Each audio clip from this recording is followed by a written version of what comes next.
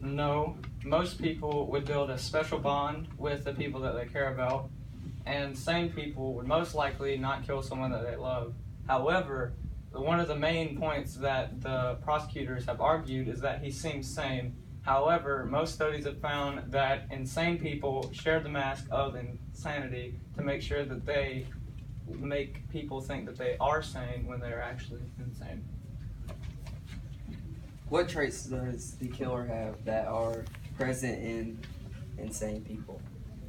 Well, he seems to not know the right from wrong, as he said that he was basically just taking out what seemed to be a cat's eye, and he just seems with the impulsive behavior as he just screamed out as the cops described, and that's just kind of what I've seen. What is your professional perspective on this situation?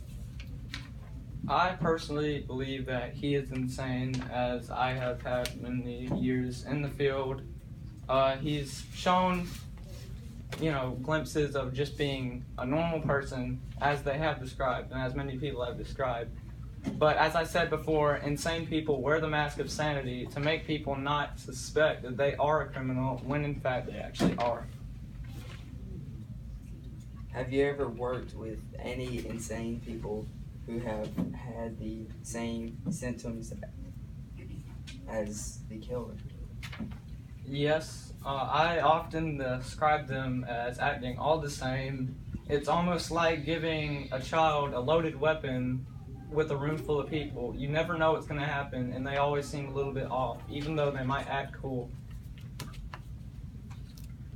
Do you have any more proof that he's insane?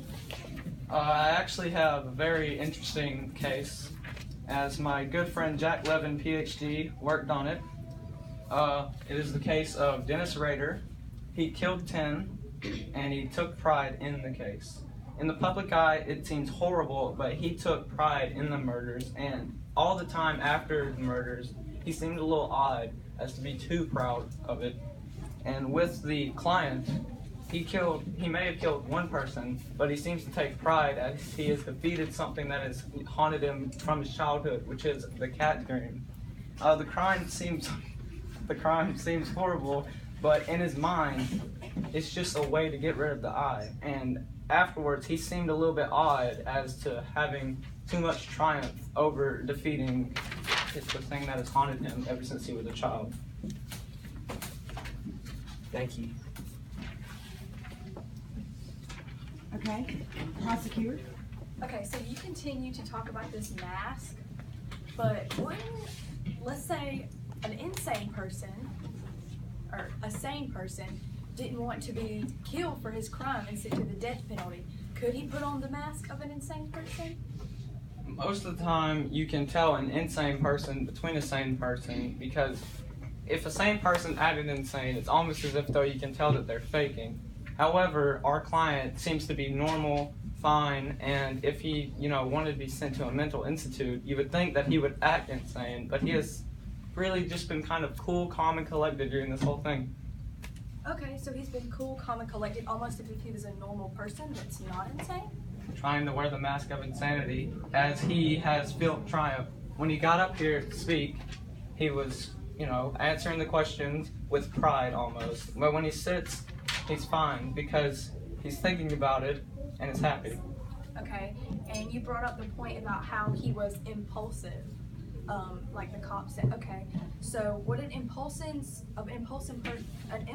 person stand in a room for an hour, and would he plan out his plan? He just stood there for an hour waiting for the perfect time to strike. Do you think an impulsive person could stand there that long or hold that position, or? I did not describe him as an impulsive person, rather that he has impulsive behavior when the sound of the heartbeat that he heard drove him to madness to scream out while the cops were, chilling.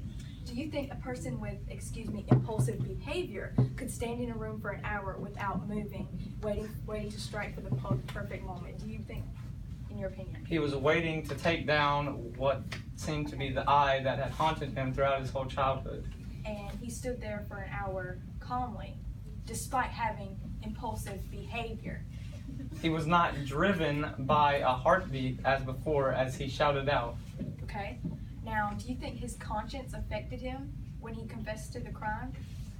I personally think that it wasn't conscience. It was just, he heard a heartbeat, he heard sounds, and he was just getting driven mad, and he didn't want to take it anymore, so he confessed. And so you don't think that his feelings for the old man affected him in any way?